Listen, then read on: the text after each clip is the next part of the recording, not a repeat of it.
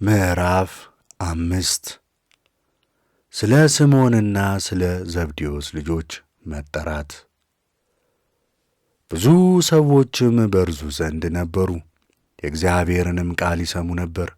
እርሱ ግን በጌንሴሬጥ ባሕር ወደብ ቆሞ ነበር። በባሕሩም ዳር 2 ታንኳዎች ቆመው አየ። ከእነርሱም ውስጥ ዓሣ አጥማጆች መረባቸውን ሊያጥቡ ወረዱ። ከሁለቱ ታንኳዎች ወደ አንዲቱ ታንኳ ወጣ። ይህችውም ታንኳ የስምዖን ነበረች። ከምድር ጥቂት እልፍ አድርጋት አለው። በታንኳይቱም ውስጥ ተቀምጦ ሕዝቡን አስተማራቸው። ትምህርቱንም ከፈጸመ በኋላ ስምዖንን ወደ ጥልቁ ባሕር ፈቀቅ በል፣ መረቦቻችሁንም ለማጥመድ ጣሉ አለው። ስምዖንም መልሶ መምህር፣ ሌሊቱን ሁሉ ደክመናል፣ የያዝነውም የለም፣ ነገር ግን ስላዘዝከን መረቦቻችንን እንጥላለን አለው።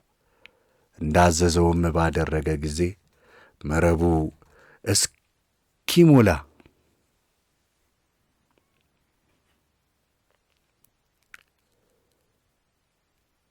እስኪቀደድ ድረስ ብዙ ዓሣ ተያዘ። መጥተውም ይረዷቸው ዘንድ በሌላ ታንኳ የነበሩትን ባልንጀሮቻቸውን ሁሉ ጠሩ። መጥተውም እስኪጠልቁ ድረስ 2ቱን ታንኳዎች ሞሉ። ስምዖን ጴጥሮስም ይህንን አይቶ ከጌታችን ከኢየሱስ እግር በታች ሰገደ። እኔ ኃጢአተኛ ሰው ነኝና አቤቱ ከእኔ ፈቀቅ በል አለው። እርሱና ከእርሱ ጋር የነበሩት ሁሉ ስለ ተያዘው ዓሣ ተደንቀው ነበርና፣ እንዲሁም የስምዖን ባልንጀራዎች የነበሩት ዘብዴዎስ ልጆች ያዕቆብና ዮሐንስ ተደነቁ። ጌታችን ኢየሱስም ስምዖንን አትፍራ፣ ከእንግዲህ ወዲህስ ሰውን ታጠምዳለህ አለው።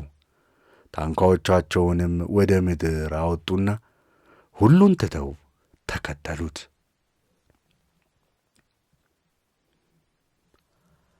በአንዲት ከተማ ሳለም ሁለመናው ለምጻም የሆነ ሰው መጣ። ጌታችን ኢየሱስንም ባየው ጊዜ በፊቱ ወድቆ ሰገደለት። አቤቱ ብትወድስ ልታነጻኝ ትችላለህ እያለ ማለደው። እጁንም ዘርግቶ ዳሰሰው። እወዳለሁ፣ ንጻ አለው። ያን ጊዜም ለምጹ ለቀቀው። ለማንም እንዳይናገር ከለከለው። ነገር ግን ሄደህ ራስህን ለካህን አስመርምር፣ ምስክርም ይሆንባቸው ዘንድ ስለ ነጻህ ሙሴ እንዳዘዘ መባህን አቅርብ ብሎ አዘዘው። ዜናውም በሁሉም ተሰማ። ብዙ ሰዎችም ትምህርቱን ሊሰሙ ከደዌያቸው ሊፈወሱ ይመጡ ነበር። እርሱ ግን ወደ ምድረ በዳ እየወጣ ይጸልይ ነበር። ከዚህም በኋላ ከዕለታት በአንድ ቀን ሲያስተምራቸው እንዲህ ሆነ። ከገሊላና ከይሁዳ መንደሮች ከኢየሩሳሌምም የመጡ ፈሪሳውያንና የኦሪት መምህራን ነበሩ። እርሱም ይፈውስ ዘንድ የእግዚአብሔር ኃይል ነበረ። እነሆ ሰዎች በአልጋ ተሸክመው ሽባ የሆነ ሰው ወደ እርሱ አመጡ። እንዲፈውሰውም ወደ እርሱ ሊያስገቡት ወደዱ።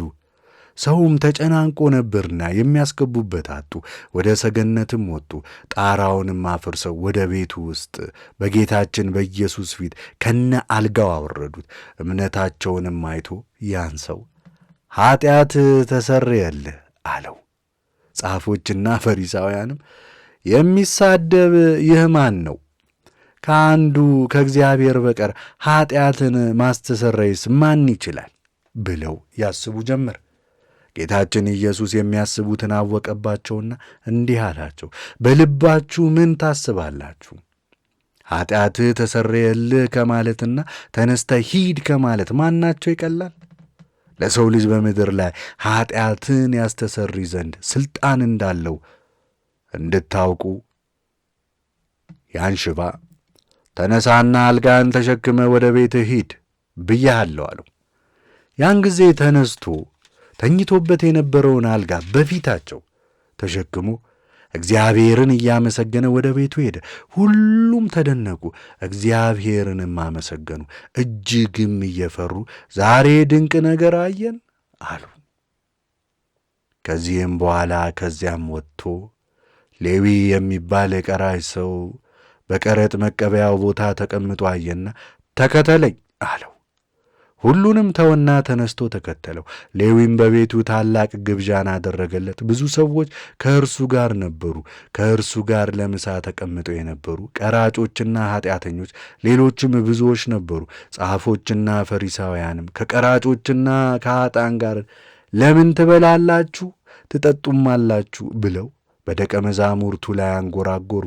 ጌታችን ኢየሱስ መልሶ እንዲህ አላቸው፣ ባለመድኃኒትን በሽተኞች እንጂ ጤነኞች አይሹትም፣ ኃጥአንንም ወደ ንስሐ እንጂ ጻድቃንን ልጠራ አልመጣሁም። እነርሱም የዮሐንስ ደቀ መዛሙርት ስለምን በብዙ ይጾማሉ? ጸሎትስ ስለምን ያደርጋሉ? የፈሪሳውያን ወገኖች የሆኑት ስለምን እንዲህ ያደርጋሉ? የአንተ ደቀ መዛሙርት ግን ለምን ይበላሉ ይጠጣሉ አሉት። ጌታችን ኢየሱስም መልሶ እንዲህ አላቸው፣ የሙሽራው ሚዜዎች ሙሽራው ከእነርሱ ጋር ሳለ መጾም አይችሉም። ነገር ግን ሙሽራው ከእነርሱ የሚወሰድበት ቀን ይመጣል፣ ያን ጊዜ ይጾማሉ። በምሳሌም እንዲህ አላቸው፣ በአሮጌ ልብስ ቀዳዳ ላይ አዲስ ልብስ እራፊ የሚጠፋ የለም። ያለዚያ ግን አዲሱ አሮጌውን ይቀደዋል፣ አዲሱ እራፊም ከአሮጌው ጋር አይስማማም። አዲስ የወይን ጠጅም በአሮጌ ረዋት የሚያደርግ የለም፣ ያለዚያ ግን ይቀደዋል፣ ወይኑም ይፈሳል፣ ረዋቱም ይቀደዳል። ነገር ግን አዲሱን የወይን ጠጅ በአዲሱ ረዋት ያደርጉታል። እርስ በርሳቸው ይጠባበቃሉ። የከረመውም የወይን ጠጅ ሊጠጣ ወድዶ አዲሱን የሚሻ የለም፣ የከረመው ይሻላል ይላልና።